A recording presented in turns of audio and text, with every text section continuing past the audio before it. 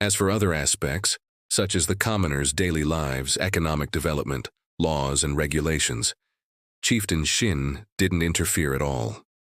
It was somewhat like the relationship between a suzerain state and a vassal state, where the smaller tribes and clans below had considerable autonomy. This was completely different from the Han tribe. Your rule over the Han tribe was truly comprehensive, from household registration to land distribution, and farming, to conscription and national defense, collecting taxes and engaging in infrastructure development. It was a proper national management model.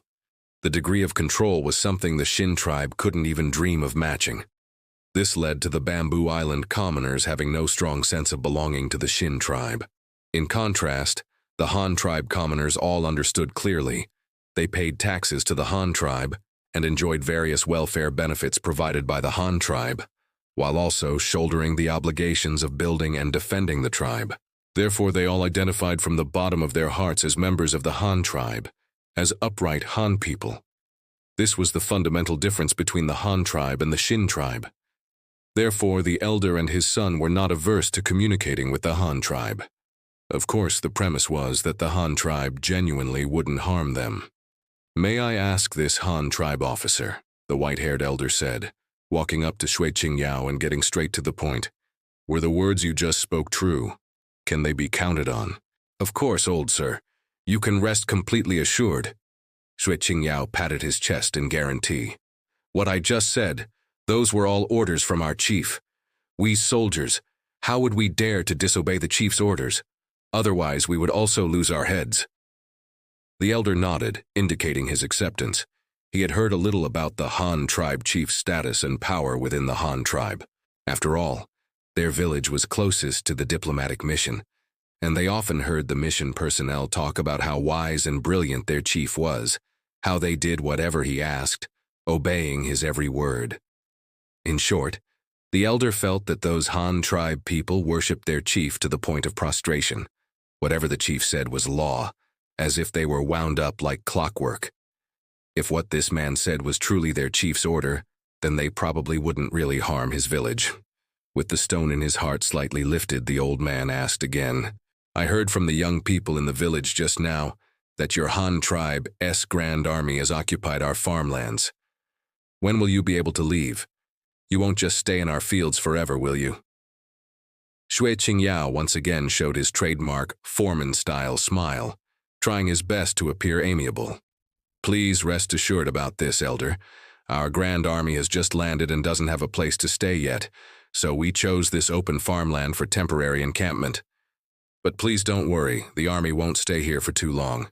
Most of the troops will withdraw tomorrow, and the rest will all be withdrawn within 7 days. We absolutely will not delay the respected villagers from farming." Additionally, Xue Qingyao's tone shifted as he threw out a sweet bait. "As compensation for temporarily occupying your esteemed village's farmlands, our Han tribe is willing to provide a batch of rice seeds free of charge and dispatch technical personnel to teach you how to promote rice cultivation, step by step." I wonder if the elder is satisfied with such an arrangement. The Han tribe's willingness to withdraw from the farmlands as soon as possible was undoubtedly the answer that satisfied the father and son the most. They could also accept 7 days. After all, they had just harvested the last crop of the year. Even if they wanted to plant the next crop, they would have to wait until next spring. Their bottom line was that the Han tribe had to withdraw from the farmlands before next spring. Otherwise, they would have to consider clearing wasteland. But what they never expected was that the Han tribe, merely for occupying their idle fields for a few days, would actually offer compensation. And the method of compensation was to teach them how to grow rice. Rice. That was good stuff. They heard it was the Han tribe's staple food, not only with incredibly high yields, but crucially, delicious, easy to digest, and good for the body. Those people from the diplomatic mission ate that snow-white rice every day. Because their village was close to the diplomatic mission, the elder's eldest son had been fortunate enough to receive some hulled rice as a gift from the mission and had tasted this rare grain with his old father. Bamboo Island primarily ate corn, with soybeans as a supplement.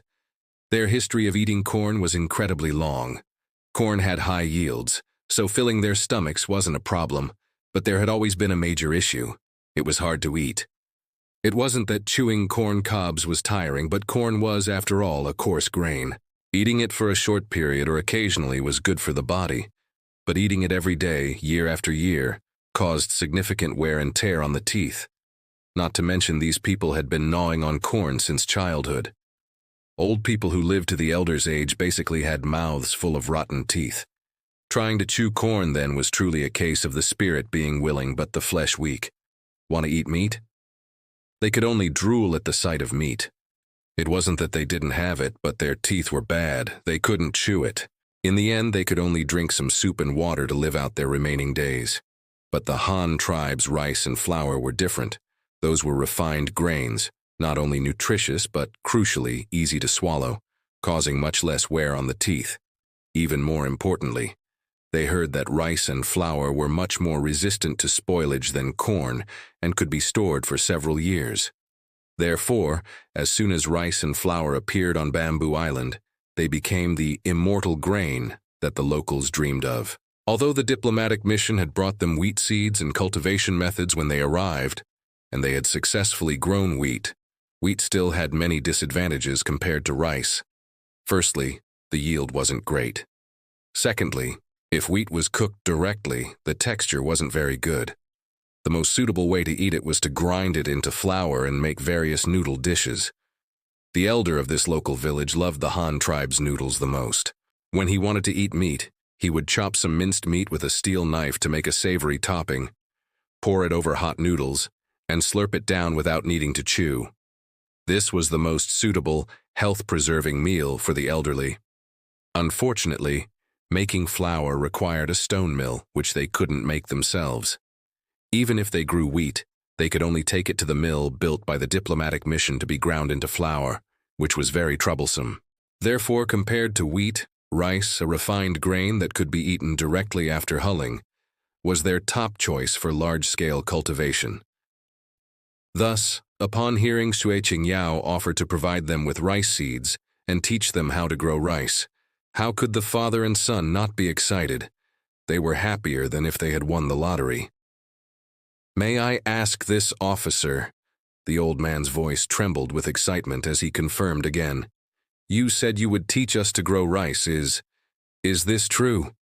"Absolutely." Xue Qingyao immediately patted his chest and assured the elder and his son with conviction. "I am the highest-ranking army Sima in this grand army. All these men are under my command. My words, of course, count. Elder, please put your mind completely at ease.